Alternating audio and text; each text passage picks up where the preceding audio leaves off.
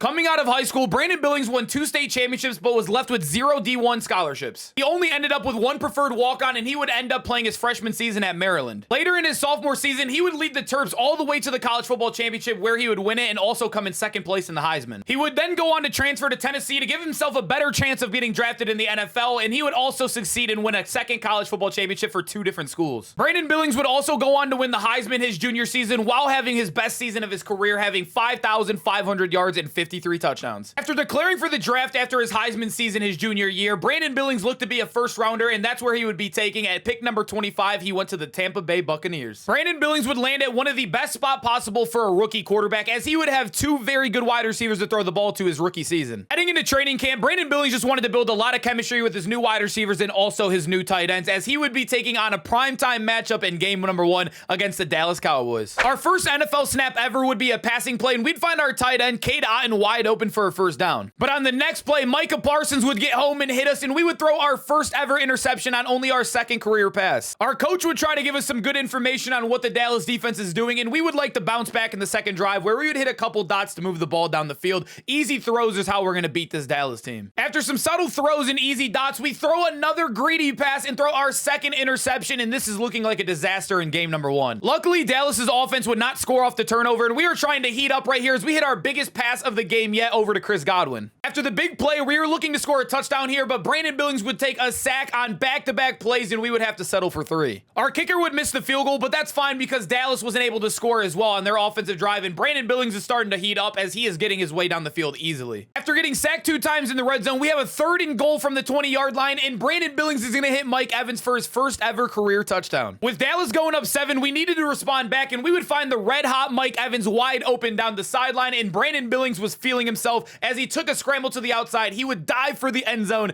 and Brandon Billings now has his first ever rushing touchdown as well. A really scary connection started to happen as we would find Mike Evans consistently throughout the game as we would dominate on big plays all game. We would find him for another bomb in the end zone right here, and Mike Evans would have his 2nd touchdown of the game. After starting to heat up, Brandon Billings would scramble and get hit as he's running out the pocket and fumble, and the Cowboys would come up with it, and we are now losing the momentum. That would lead to Dallas taking a 10-point lead, and Brandon Billings would have to score fast this drive if he wants to come back from down 10 in the 4th quarter, in which he would have a lot of quick dots to get in enemy territory. With only 2 minutes and 40 seconds remaining, we did get to the 1-yard line where we would hand off an easy touchdown to Rachaad White. Our defense would get a stop, and we are down 3 points with a minute and 20 seconds left, and this is Brandon Billings' first ever game where he has a chance at a money drive. With all our timeouts remaining, we could throw the ball in the middle of the field where we would find Chris Godwin wide open, and on the next play, Chris Godwin would find himself wide open again, and we would take the lead with only 21 seconds remaining. Brandon Billings, as a rookie, would win on the road on primetime in his first game ever against the Dallas Cowboys, where he would have 486 yards and 3 touchdowns. With Brandon Billings looking like a veteran in the league, he would head on over to game number 2, where he would be taking on a division rival, the New Orleans Saints. After starting off very slow in game number 1 against the Cowboys, Brandon Billings would start off on fire, hitting Mike Evans for another touchdown, and this duo is looking insane. Looking to build a 2-possession lead, we'd hit our tight end Cade Otton over the middle in the seam and get us in great field position, where we would also hit Cade Otton wide open on a tight end to take a 10-point lead. The Saints would respond with a touchdown, but we are trying to get our guy Mike Evans down the field, and there's a flag on the field for defensive pass interference. After getting great field position, we would target Mike Evans again, where he would catch his 4th touchdown of the season, and this duo is nasty. Still up 10 points in the 4th quarter with a minute and 50 seconds left, we would hit a seam wide open, and we would end up chewing out the clock to get our 2nd win of the season, and the Buccaneers are looking like they're turning it around. With Brandon Billings having a hot start to his rookie campaign, he is looking to heat up for game number 3, where he'll be taking on a good Packers defense, and he would start off hot with the seam shot over the middle to take a 7-0 lead. Brandon Billings wanted to show that he could be a dual threat quarterback in this league as well, juking out defenders and even getting a couple scrimmage yards, but on the next play, we would throw our deep ball to a wide receiver, and it would get picked off for our 3rd interception of the season. Later in the game, we are trailing 3 points, and we were trying to respond on this offensive drive, and we would hit a lot of shots over the middle, and Chris Godwin would catch this one and fumble it and turn it on over to the Packers defense. With our defense bailing us out after having multiple turnovers in the first half of the game, we are looking to bounce back after only trailing 3, and we would find Chris Godwin, who would get his revenge after fumbling, and we would take a lead in the 3rd. With Green Bay playing amazing on offense, we would find Mike Evans on the sideline, and this is the thing about having elite wide receivers. They could do it after the catch, and we score an easy touchdown right here. Down 3 points in the 4th quarter with 1 minute and 55 seconds remaining, Brandon Billings would force a seam shot and overthrow it, and we would throw a pick that would go on to later lose us the game, and we now would fall fell to 2-1. Still positive, but not a game you want to end on. In game number 4, we would be taking on the reigning Super Bowl winners, the Kansas City Chiefs. And on the first play of the game, we would hit our college teammate, Cedric Tillman, who would break a tackle and take a curl route all the way to the end zone on the first play of the game. Knowing we would have to throw the ball a lot and keep up and score against the red-hot Kansas City Chiefs, we would throw a deep ball to our elite wide receiver, and Mike Evans would come down with it on the goal line. After 3 weeks of the NFL season, the Buccaneers would add an old friend, Leonard Fournette, who would help us on this drive to cap it off with an easy touchdown. Getting the ball up 7, we are looking to take a double possession lead, but we are going to get hit as we throw the ball, and Nick Bolton is going to get an interception and take it all the way for our first pick 6 of the year. Looking to bounce back on the next drive, we would find Chris Godwin wide open of the middle, and then we would hit our tight end, Cade Otton, who would lead us all the way inside of the 5-yard line, and we were looking to score here.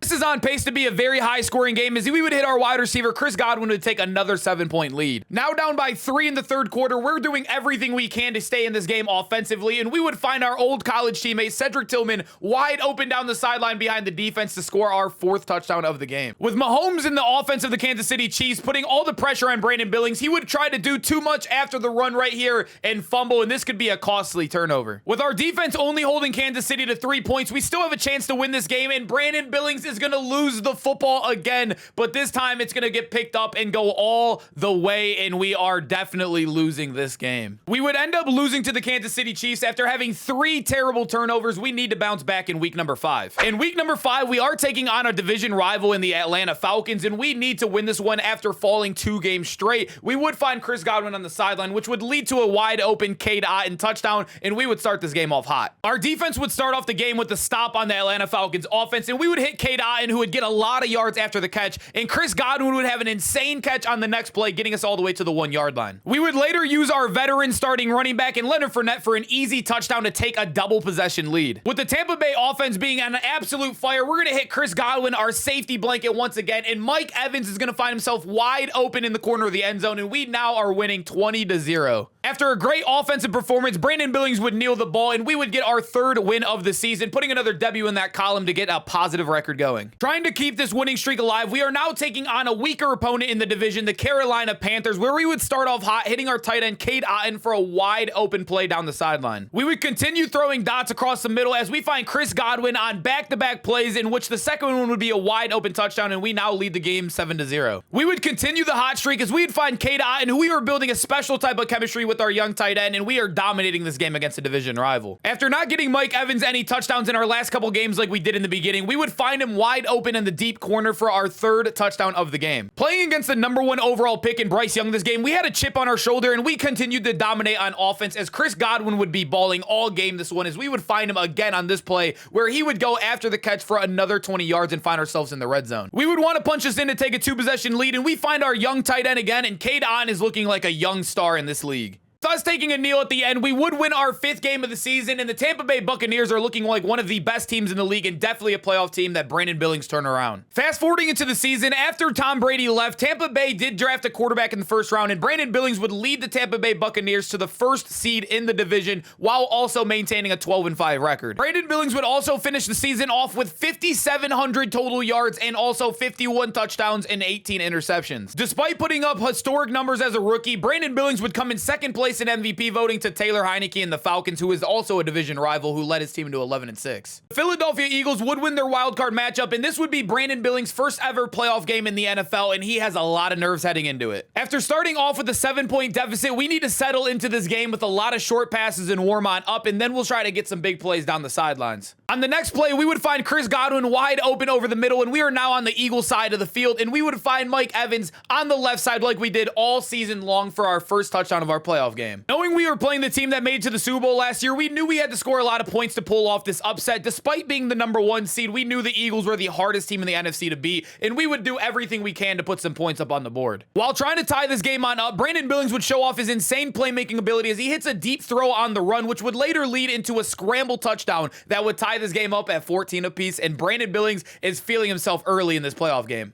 We would get the ball back after halftime, still with the score tied at 14, find Mike Evans on the sideline, and we are looking to score and take the lead here. Looking to push the ball down the field, we would hit the red-hot wide receiver in Mike Evans, which later we would get sacked, but Rachaad White would get a couple yards, which would later lead to a field goal, and we would have a 17-14 lead. With our defense getting a stop, we need to put up 7 points here so we can get a double possession lead, but we make a crucial mistake throwing an interception to the safety, and we need to bounce back on the next drive. Philly's offense would capitalize off the turnover, but we are looking to bounce back here on the next drive, and we're trying to find Mike Evans wide open, but the ball would get tipped and lead to our second interception of the game, and this is looking bad. Luckily, our defense was stepping up to the table, and we would later find Richie James down the sideline, which would lead to a touchdown late in the fourth, and we now have the lead in this playoff game. With Philly's offense not being able to rebound back, we would kneel this game on out, and Brandon Billings would have his first ever playoff win in his rookie season against the Philadelphia Eagles, who were favorites to win the NFC. After a huge win, we would be moving on to play another divisional rival of the Eagles, the Dallas Cowboys, and this team we did beat earlier in the season are coming for revenge. Although Brandon Billings did beat the Cowboys in his first ever game in the NFL, he knew this team would not just bend over and give us the dub in this NFC Championship, and we had to give it our all as this Cowboys team was red hot.